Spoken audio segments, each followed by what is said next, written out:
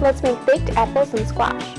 All you'll need for this recipe is 3 apples, 1 squash, today we're using butternut, and some spices. The first step is to cut the squash in half. Next, remove the seeds.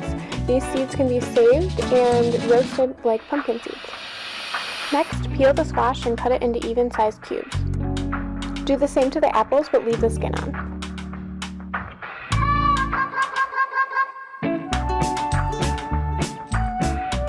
Mix together in a baking pan.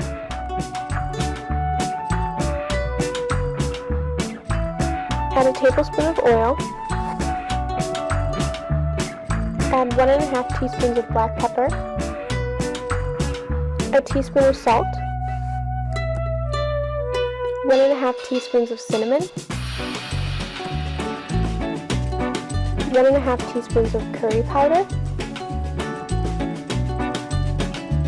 and 1½ teaspoons of cumin. Mix it all together so that everything is coated evenly.